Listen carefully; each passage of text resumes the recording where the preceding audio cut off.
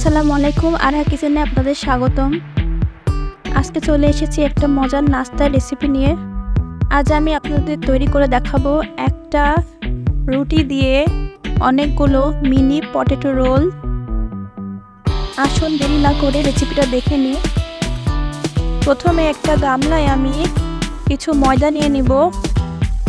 একটা রুটি বা পরোটা তৈরি করতে যতটুকু ময়দা প্রয়োজন ততটুকুই নিয়ে নেব।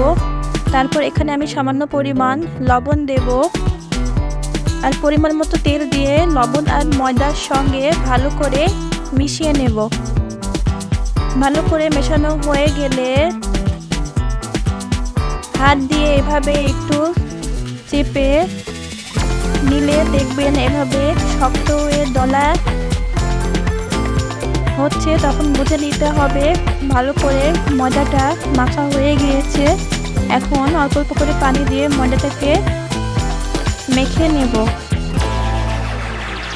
ময়দাটাকে ভালো করে মেখে একটা সফট ডো তৈরি করে দিতে হবে। ভালো করে মাখানো হয়ে গেলে সামান্য পরিমাণ ওপরে তেল দিয়ে ময়দাটাকে একপাশে ঢেকে রেখে দেব।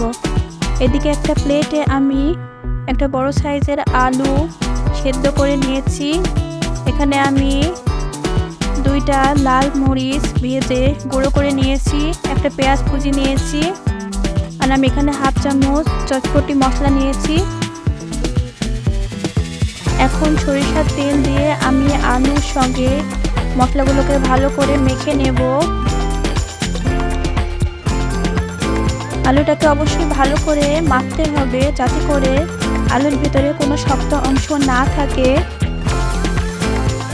এদিকে আমার ময়দাটাও সেট হয়ে গিয়েছে। এখন একটা পাতিলে আমি 4-5 চামচ ময়দা নিয়ে নেব আর পানি দিয়ে এরকম পাতলা একটা ব্যাটার তৈরি করে নেব।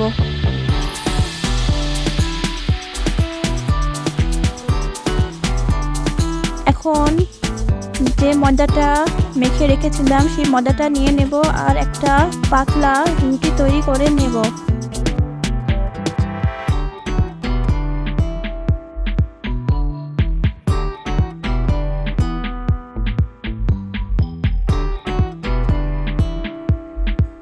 রুটিটা তৈরি হয়ে গেলে আমি যে আলুর পুরটা রেডি করেছিলাম রুটিটার ওপরে আমি একটা চামচ দিয়ে এভাবে লাগিয়ে নেব। রুটিটার চারিদিকে সমান করে আলুর পুরটা লাগিয়ে নিতে হবে। এখন আমি হাত দিয়ে চেপে চেপে সব সাইডে সমান করে ভালো করে আলুর পুরটা লাগিয়ে নেব। আলুর পুরটা যাতে সব সাইডে একই সমান হয় সেদিকে লক্ষ্য রাখতে হবে। আলুর পুর লাগানো হয়ে গেলে এখন একটা ছুরি দিয়ে আমি এভাবে কেটে নেব। আমি একটু চিকন চিকন করে কেটে নিচ্ছি, আপনারা আপনাদের পছন্দ মতো সাইজ করে কেটে নেবেন। তারপর এভাবে এক সাইড থেকে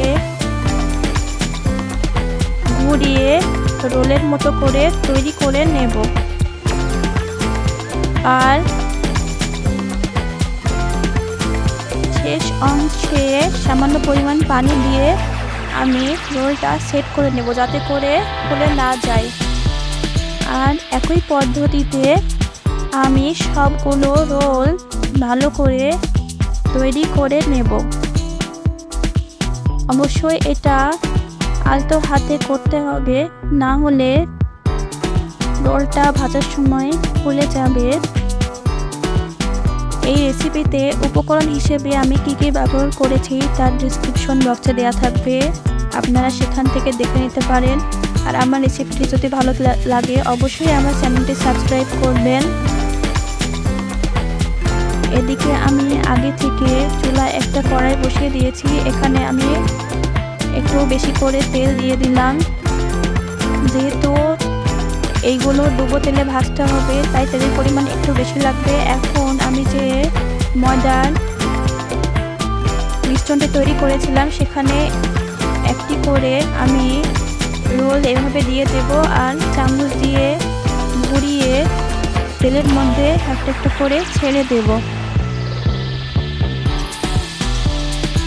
অবশ্যই ভালো করে ময়দার সঙ্গে রোলটাকে ঘুরিয়ে নিতে হবে, না হলে আলুর যে পুরটা রয়েছে সেটা বের হয়ে আসবে। তাই একটু সময় নিয়ে ভালো করে ময়দার গোলার সঙ্গে এভাবে মিশিয়ে নিয়ে তেলের মধ্যে ছাড়তে হবে। তারপর একটু সময় নিয়ে আস্তে আস্তে রোলগুলোকে ভাজতে হবে, তাহলে ভেতর পর্যন্ত ভালো করে ভাজা হবে আর রোলটা মুচমুচে হবে। এই রোলটা খেতে অনেক মজা, আপনারা অবশ্যই বাসায় একবার ট্রাই করবেন, আশা করি আপনাদের ভালো লাগবে। আর এভাবে উল্টিয়ে পাল্টে আমি লাল লাল করে রোলগুলোকে একটু সময় নিয়ে ভেজে তুলে নেব। আমার এক ব্যাচ ভাজা হয়ে গিয়েছে, এখন আমি এগুলো তুলে নিচ্ছি। আর একই পদ্ধতিতে আমি বাকি রোলগুলো ভেজে তুলে নেব। অবশ্যই রোলগুলোকে একটু সময় নিয়ে ভাজতে হবে।